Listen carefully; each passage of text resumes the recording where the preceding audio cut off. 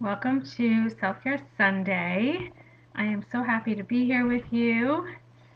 I'm just getting some of these last minute little things organized. Okay, I did not put a title in, and that should be okay. I could do that after.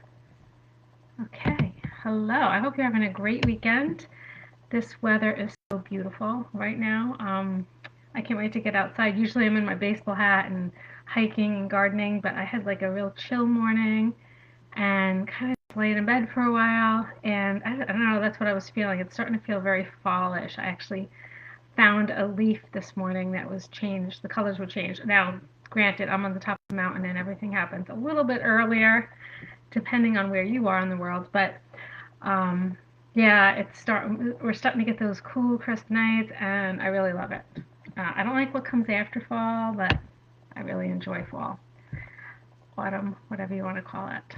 So today we're going to be talking about decluttering, so to speak, but the main purpose of talking about this is so that you can make more time in your life. So a lot of people say that they don't have any time.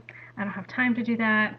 Um, and that is like a true belief for most people. And so what decluttering teaches you to do is to look at all these different areas of your life and create space and time for yourself. Because as you declutter and you create space, it creates more time and more flow in your life and less stress, which all these things create more time. And so I teach people how to do this so that they know that they have time to do self-care because it creates time. So um, it's kind of hard to wrap your head around sometimes, but it's very effective. So I want you, and I have two different ways to look at this. So the before I get started, because I know there's been a lot of new people hopping in here lately.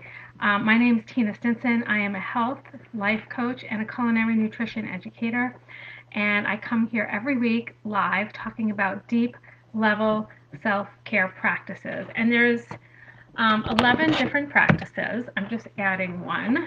So 11 different practices that I add. And I do have an online self-study course called Aligned and Worthy that teaches these 11 different self-care practices. But I come on here and I kind of talk about these topics. And if you wanted to go deeper into them, I could mentor you, or you could also go into the Aligned and Worthy course. There's something tickling my arm there, piece of hair. My dogs are shedding. Okay. All right, so I will share with you some of the other deep level self-care practices, but for right now, I want to talk about decluttering, which is, I believe, lesson 2 in Aligned and Worthy.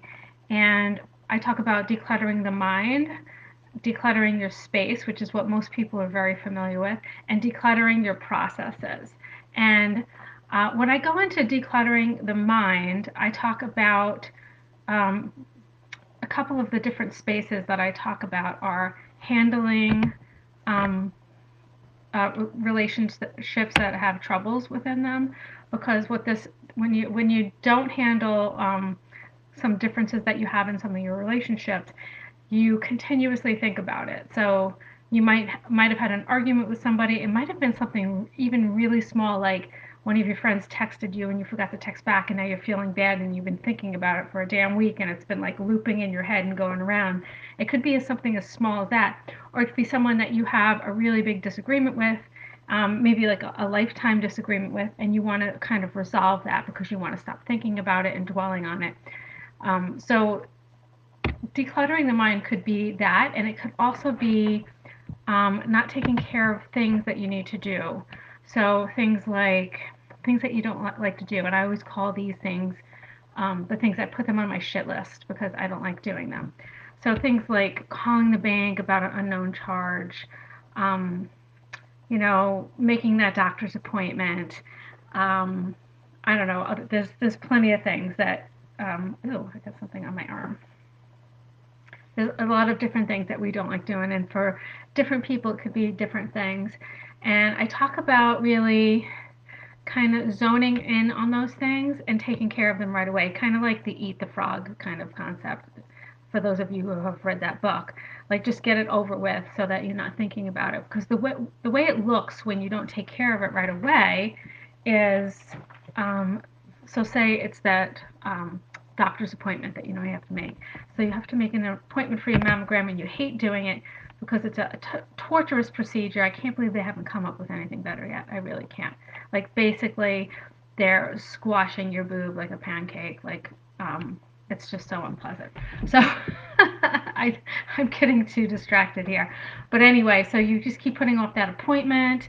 And so you wake up in the morning and you're like, oh, I got to make that appointment today. But then you get ready for work and you go to work and maybe you're taking care of children or a significant other or whoever, whatever your responsibilities are in your life. But the whole time, this is looping around in your head. I got to remember to call. I got to remember to call.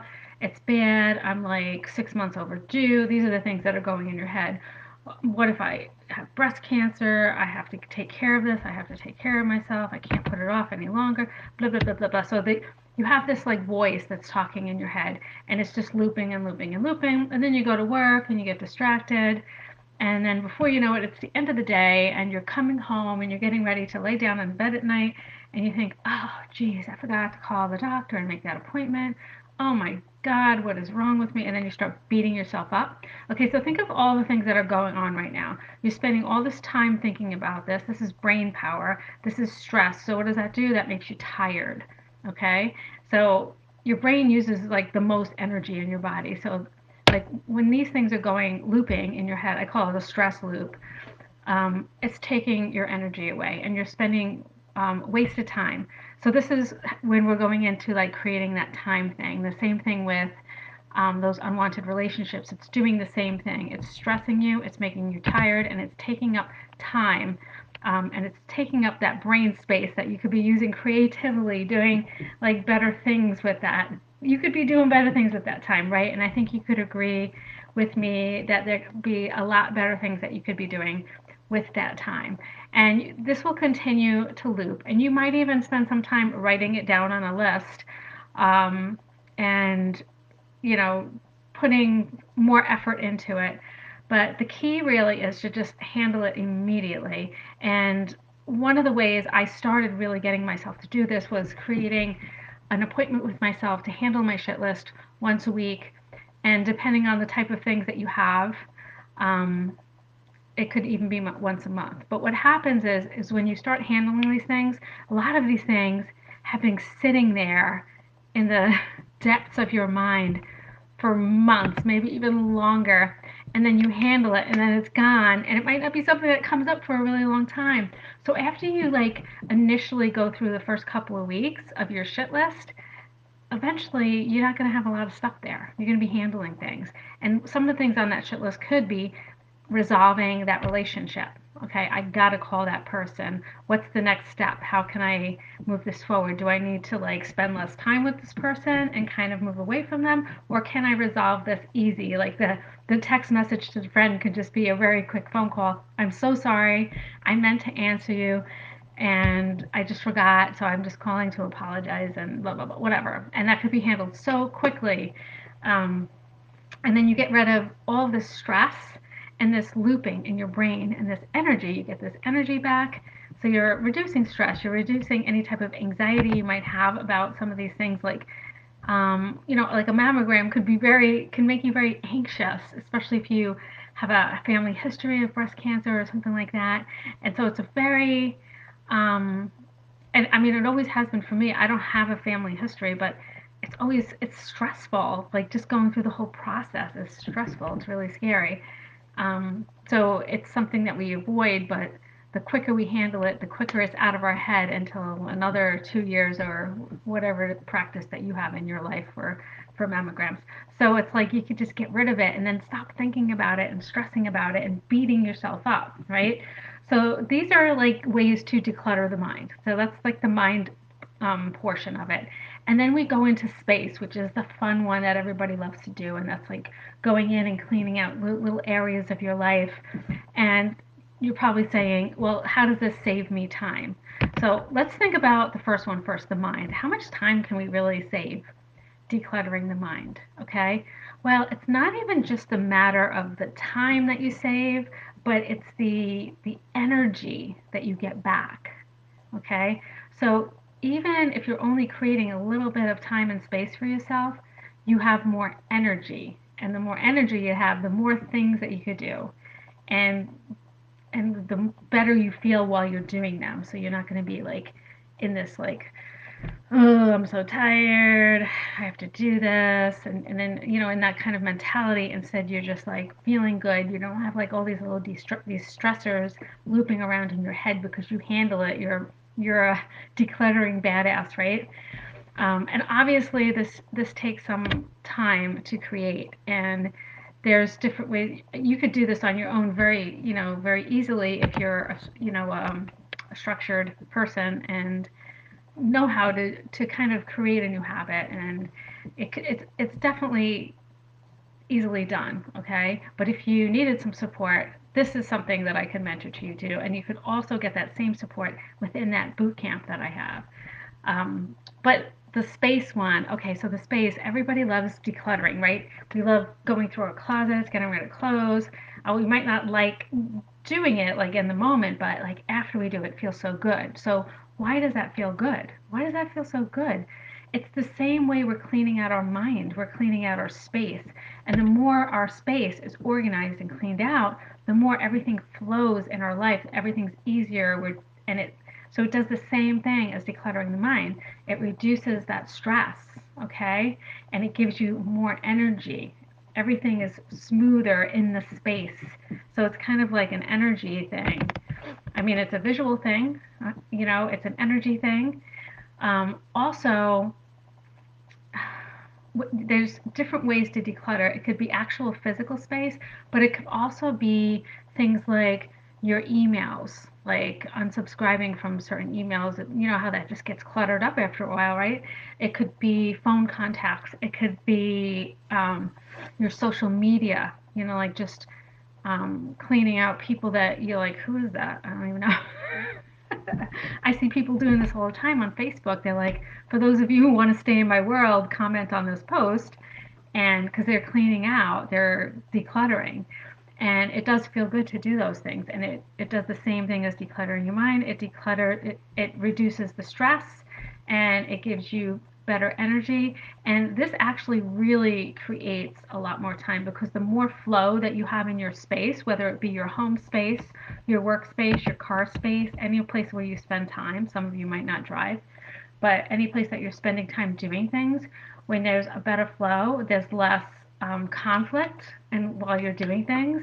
As an example, so if you're getting ready to leave your house and go to work and everything's cluttered and a freaking mess and you can't find your keys, and so you spend 10, 15, 20 minutes looking for your keys, talking to all your family members, where's my keys, where's my keys, but when everything is decluttered and in its place, it's like a smooth, you're walking out the door and you're done. So on a very simplified level, that's a way that could work. So you're creating all these different little pockets of time and space and less stress and more flow. So you're creating all this space for yourself. And I always like usually put like a number on it, like decluttering your mind. You could add like 10 minutes onto your day. Decluttering your space, you could add so much time, especially if you're doing like your social media and stuff like that. You could add so much time, and you could add like 20 minutes into your day with that. Um, and so the last thing that I talk about when I talk about decluttering is your processes. And so I would say that this would be the last step because in order to have smooth processes, you need like a smooth flow in your workspace, and whether that be at home or at work or in your workspace at home or in your car, wherever that might be, in your yard, in your space where you spend time. So processes are just the way that you do things in your life. So if you have a business, you could say that this would be your standard operating procedure for different tasks. And so like in your life, it could be getting ready in the morning, it could be cooking dinner, it could be working out. So these different things you do. It could be getting your kids ready for school. It could be um, how you clean your house. It could be how you take care of your yard. All these different like processes, right? And So let's say that your space is all decluttered and everything is really nice and flowy, but you're going to start looking at your processes and saying to yourself, well, how can I improve this to make my life easier? And so you could just, for example, like for your workout, so maybe after work you go to the gym. So another way to improve that process is to have all your workout gear ready in the bag, maybe even in your car, water packed, whatever makes it more easy. Another way to improve that process is if you're going to a gym, make sure that gym is on your way back and forth to work so that it's close to everything. Or maybe it's just near your house, it's really close to your house.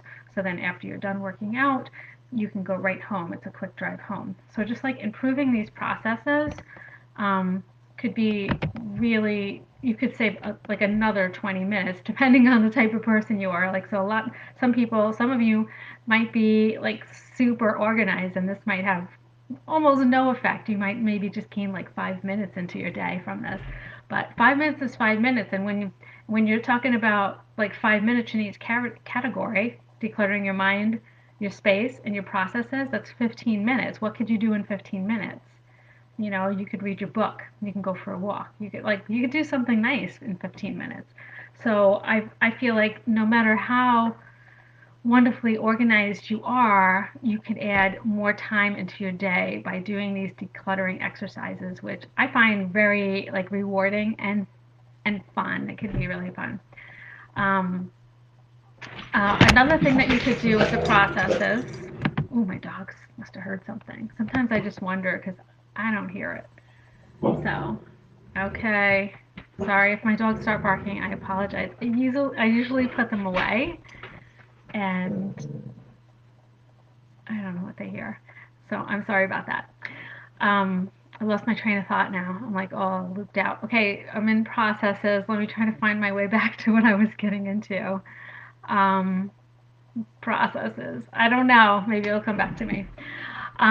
So working within the processes, though, you could also think about like where is there friction when I'm doing something? Like where is there friction? What can I make easier?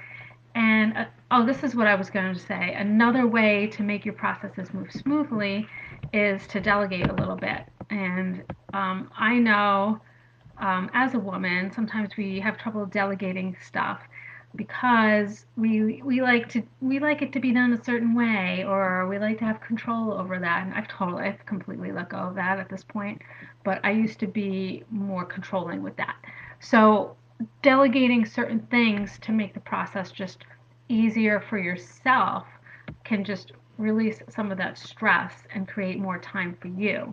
So um, that could look like after dinner having like your significant other or one of your kids doing the dishes or filling the dishwasher, or um, having somebody else make lunch for work. Some of these things might not even pertain to your life, but I'm just using these as examples, that you could see where this could be improved. Because if somebody else is doing the dishes, you might be cooking dinner. Somebody else is doing the dishes, and you can go chill, have a glass of wine, and read your book. Or you can go for a walk and get your a couple of miles in.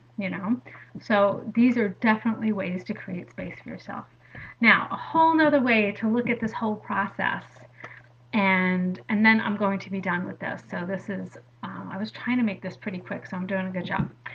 A whole way to do this on like a smaller like scale and to make it like easier, because I know like just thinking about that, the mind, the space, the process is like, oh, that's a lot of shit, right? I know it is. I know it is. And it's not something you would be like, you could expect to do in a couple of days. You're like, maybe a month, you can get a lot of this work done. But what you could do is you could just go into like a certain space. There's two different ways you can do it. You can go into a space and be like very proactive and be like, all right, like say walk into your kitchen or whatever and be like, how can I, what is there any kind of friction in here? Is there something that's adding friction into my day? Like, so maybe it's like, it could be a drippy faucet. It could be, um, just the way it's organized. Like your spices are in the pantry, not next to where you cook. Maybe move them into the drawer next to where you cook. And so, like, just study each area, or you could just pay attention and be aware of where there's friction in your day, okay, and see where those spaces are. Okay, so if it's dealing with a certain person, then that would be in what category that would be decluttering your mind. How can I improve this relationship with this person? If it's always at work where everything's all, where there's a lot of friction, then focus on work. If all the friction is when you're trying to get ready in the morning and you can't find your clothes, and you can't find your keys, you can't find your where's my workout clothes, then it could be with those processes, right? So you could just look to where the friction is. It might be something as small as a loose handle on your desk drawer or something like that. Or you need to get your oil changed and that goddamn freaking light goes on every day when you get in your car and you're like, it's like that would be like decluttering the mind, right? Because you just need to handle that. You need to put that on your shit list and get it over with. And so those are different ways to like step in with it to it, where you could break it down into like different areas or different spots. And the same thing with like decluttering your space. Like you could, like if you're starting with your kitchen, not just the things that create friction, but actually going in and decluttering, getting rid of like any broken or chipped dishes, any clutter that's in there, like old newspapers, old papers, old bills, like just getting rid of stuff off the counter, cleaning out the junk drawer. I know everybody has a junk drawer, right? I'm pretty sure that's true. Uh, so those are different ways to create more time in your life. Now, one of the things I could say to you is when you start doing this, the effect that you'll feel first is the reduction of stress and anxiety. Okay, that's going to be that instantaneous reduction. And one of the things that would be important to do, something I'm learning about right now with the book I'm reading in my book club, is that you should celebrate like as soon as you do it. So like if you're handling your shit list, you're making all those difficult phone calls, you're handling all those difficult situations. Every time you handle one, pat yourself on the back and tell yourself you're awesome right in that moment, because when you do that, you automatically, that like sets off the reward process in your brain and you release dopamine and you feel good and you're more likely to continue with this process. And if you're more likely to continue with this process, it will become natural to you. You will not have to make a shit list, because you're going to be the type of person that's like, fucking handle it, get it off the table immediately, because you know that you don't want to have that stress loop in your brain, because you're a recovering stress loop person, right? You're a decluttering badass, right? Okay, so to end, I want to talk more about the Aligned and Worthy Bootcamp. Okay, so this is like my heart's work, this program. And what it is it's a self-study online program that has, right now, it has 10 lessons, but I'm just about going to be adding a new lesson this Wednesday. Okay, I'm going to be doing it live in the Facebook group, and then slowly I'm going to create that lesson inside of the online program. So there are right now, like I said, 11, and these are my notes. It's like this huge thing, but these are my notes. There's 11 different self-care practices. And the first one is acknowledging your starting point so that you can know where you want to go.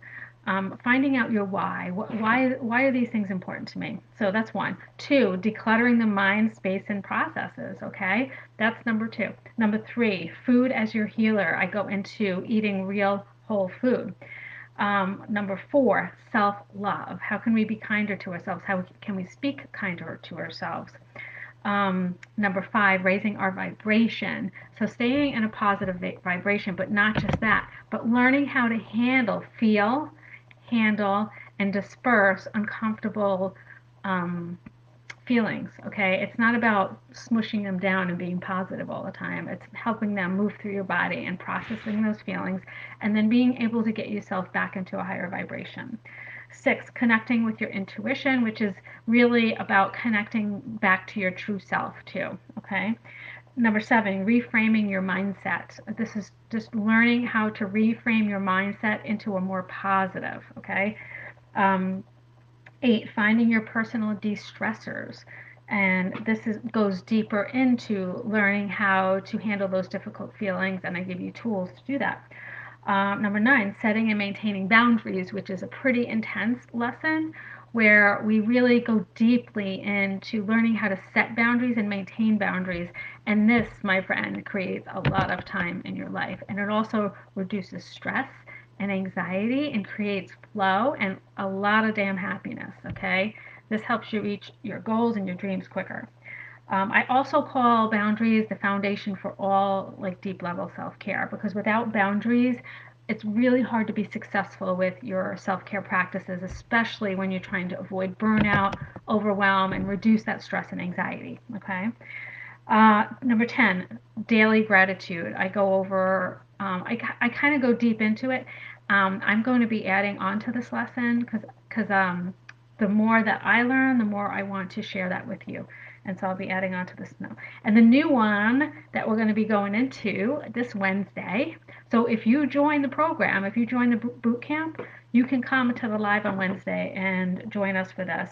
It's forgiveness of yourself and others. Okay, so that's the next one. So I go deep into all of these, and the way that you can consume this boot camp is um, each lesson has a video. It goes to the lesson, and there's worksheets and journal prompts and affirmations. I have some meditations in there. I also have a tapping video. So there's one bunch of stuff like that for each lesson. Okay, and then you get lifetime access to the boot camp. So you could go as quickly or as slow as you want, because there's a whole lot of information in there and I don't want you to get overwhelmed.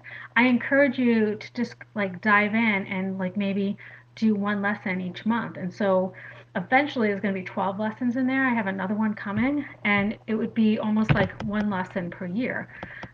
But it is a self-study program, so if you wanted to like zoom through it and watch all of it and then go back and just like dive in different places and jump into the Facebook group. Now in the Facebook group, I have monthly coaching. So I go in there monthly, I go live, I answer questions on any topic, and then I always pick a topic to be speaking on, and I kind of go deeper into that topic. So you have group coaching available to you all year round, and you have lifetime access to this. So the reason for that is because I want you to be successful in these processes, and I do not want you to feel overwhelmed with the amount of information that's in the online program. So you can go as fast or slow as you want because you own it forever. But also, I like to have the monthly coaching, so that keeps you accountable and it helps you move through any stuckness or problems that you might have. Okay, so that is the boot camp. And the reason I'm telling you about this is because right now, and this is good until Wednesday, I have a 12-month payment plan, so it makes it so much easier. It's at the lower price point. The price is going up at the end of the year. So right now you could pay in full and pay $555 for the whole program, lifetime access to coaching, or you could do the payment plan, and this makes it available to more people. It's $55 a month for 12 months only, and then you own the program, you have lifetime access to it, and all the coaching. Okay, so this payment plan, this 12-month payment plan, is only available until Wednesday when we do the live on the new topic, forgiveness. Okay, so I will put the link to the page that will give you more information about the program, but you can also sign up on there if you want. If you do sign up, I want you to reach out to me. You can reach out to me on here on Facebook or on Instagram at Tina Stinson Coach, because I want to congratulate you and offer you all the support that you're going to need to be successful with these practices. So I hope today was helpful for you. I hope you could see how you can create more time in your life so that you can do more of the things that you love and less of the things that you don't love, right? So I hope that was helpful. If you have any questions, you can post them below. I will put the link to the boot camp in the comments, and I'm trying to think if I wanted to share anything else with you today. I think that's it. Yeah, I'll just put the link in the comments so that you could join us live on Wednesday if you want. Okay, I love you. I hope that you have a fantastic rest of your Sunday. Definitely get outside if it's beautiful where you are. I know I'm going to. And I will see you next Sunday. Bye.